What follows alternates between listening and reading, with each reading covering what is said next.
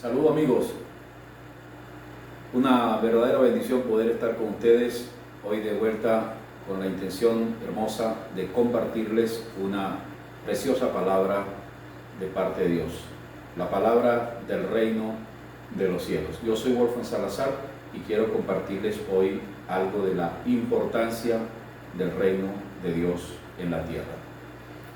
Entre las cosas que Jesús en su accionar y en toda su actividad e interactividad con los hombres sobre la tierra, tuvo un énfasis marcado. Podemos decir que la generalidad de casi la generalidad de sus enseñanzas estuvieron enmarcadas dentro de un tema. Podemos decir que Jesús fue monotemático en el sentido de que el reino de Dios o el reino de los cielos fue todo aquello lo que ocupó su pregonar sobre la tierra durante 3 años. Y es que cuando nosotros observamos el Evangelio de Mateo, por tomarlo como una referencia, dado a que Mateo es el que realmente hace una presentación del reino de Dios con mayor amplitud que los demás evangelios, vamos a ver en el capítulo 1 de Mateo la genealogía de Jesucristo. Una genealogía que parte desde el mismo huerto del Edén hasta el pesebre. Desde el Edén hasta Belén. Ahí está marcada la genealogía de Jesús y vamos a ver que muchos de nosotros, yo inicialmente cuando comencé a tener relación con la Biblia, me encontré con este capítulo al igual que con otros capítulos que hablaban de genealogías y la verdad que yo no entendía mucho la Biblia, tampoco entendía el porqué de la genealogía. En el pasar del tiempo pude comprender de que el capítulo 1 de Mateo comienza hablando acerca de la genealogía de Jesús y presenta a Jesús generación tras generación. En forma ascendente de Jesús hacia arriba nos vamos a encontrar con David, el rey de Israel según el corazón de Dios. Y hacia arriba nos vamos a encontrar con cada uno de aquellos que tuvieron que ver en línea genealógica con la aparición de Jesús sobre la tierra. Pero nuestro énfasis será hoy sencillamente hablarles acerca de el porqué de esta genealogía, entre otras cosas. La genealogía sencillamente es la partida de nacimiento. En Venezuela, cuando a alguien se le quiere identificar, la primera identidad que se le da o carta de identificación es la partida de nacimiento.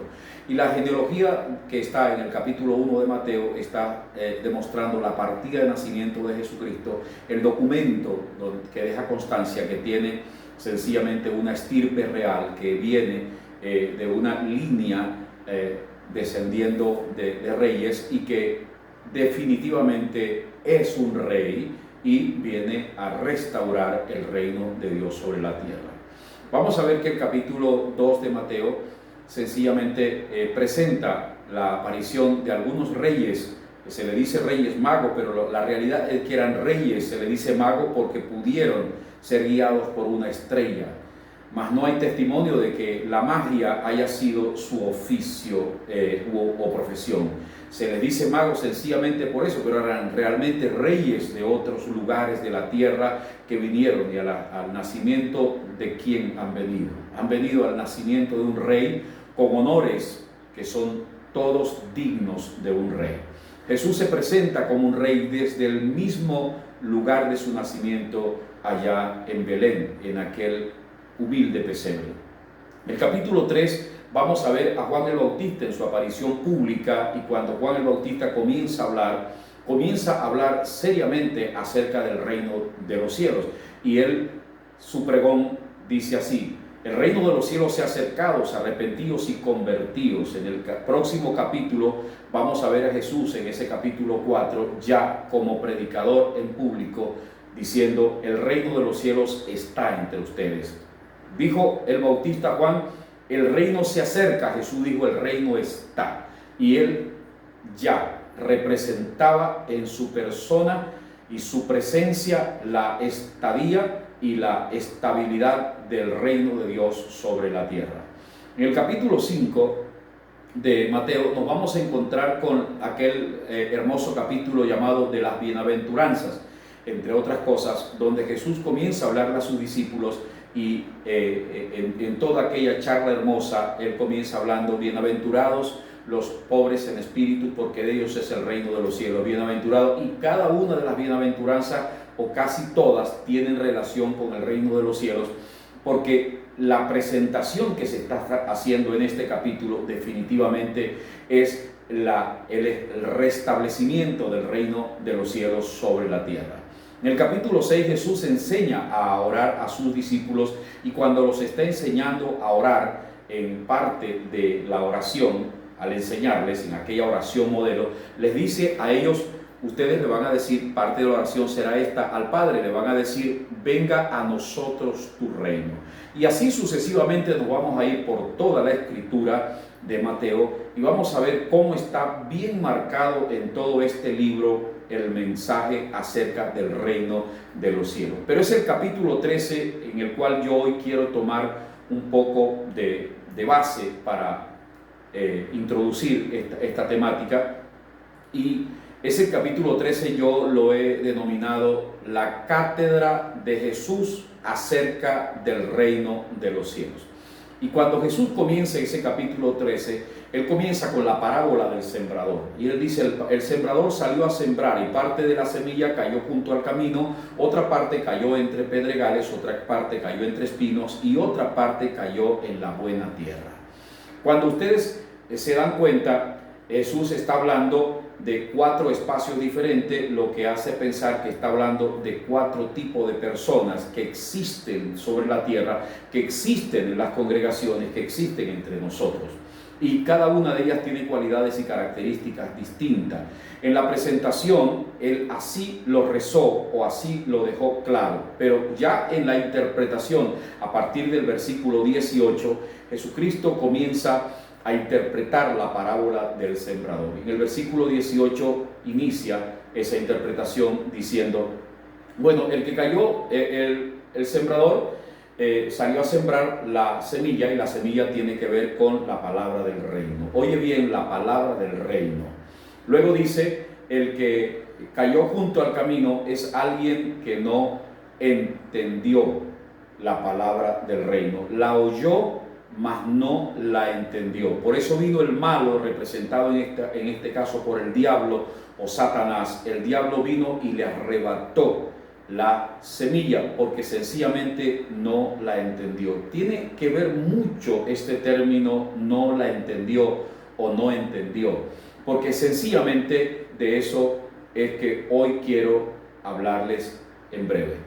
Cuando avanzamos hacia los demás espacios, en los próximos espacios nos vamos a encontrar con el espacio de entre pedregales y el espacio de entre espinos.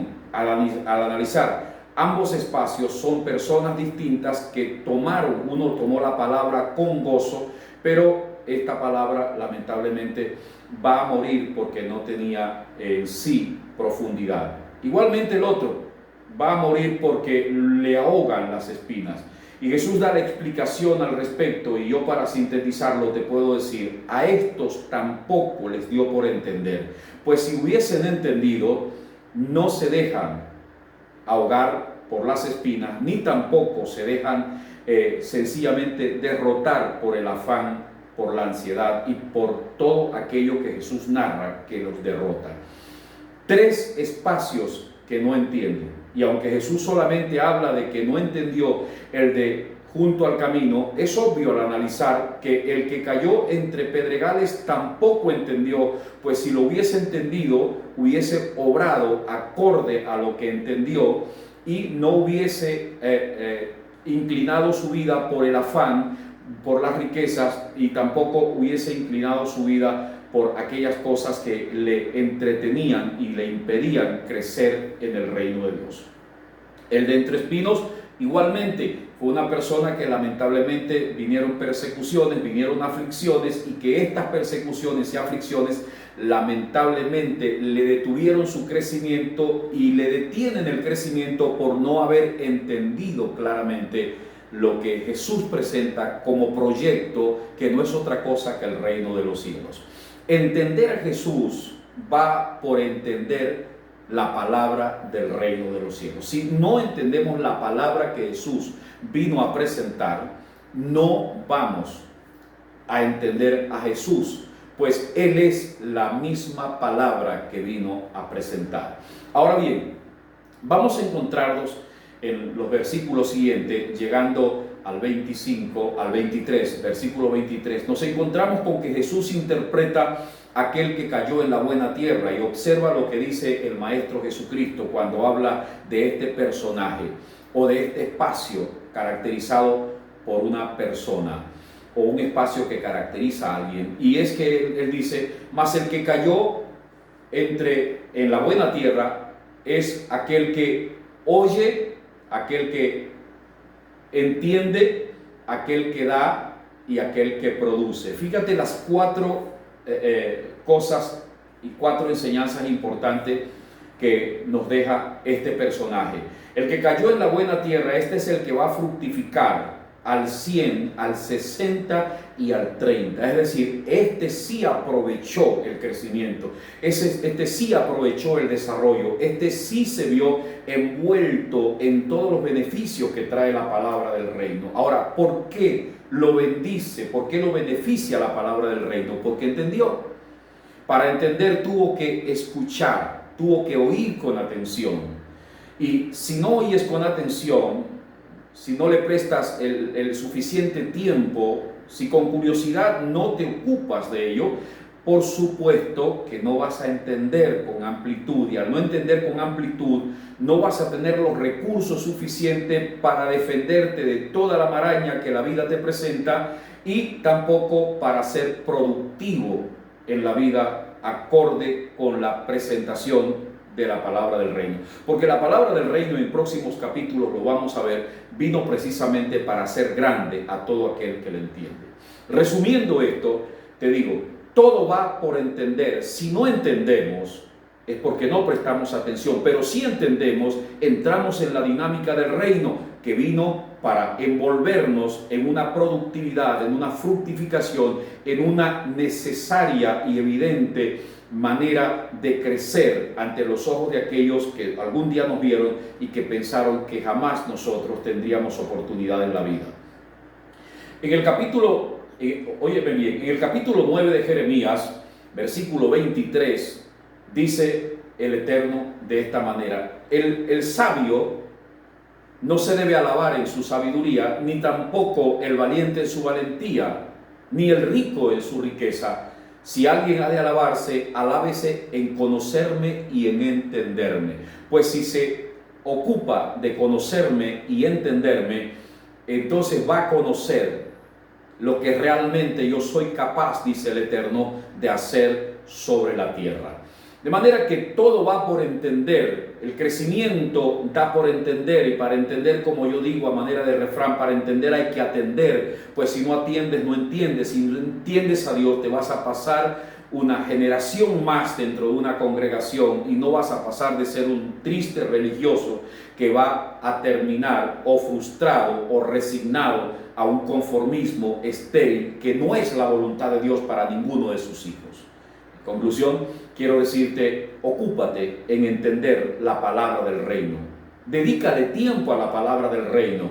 Pídele en oración al Divino Espíritu de Dios que te revele la palabra del reino. Pues si la palabra del reino se te revela, entonces estarás ya no solo visualizando el reino, sino que estarás entrando en el reino de Dios. Quiero invitarte para nuestro próximo capítulo, donde estaremos compartiendo la continuación de esta temática, pues voy a agotar todos los capítulos que sean necesarios para hablar y ahondar en profundidad toda la importancia que tiene el reino de Dios en la vida de aquellos que aman a Dios.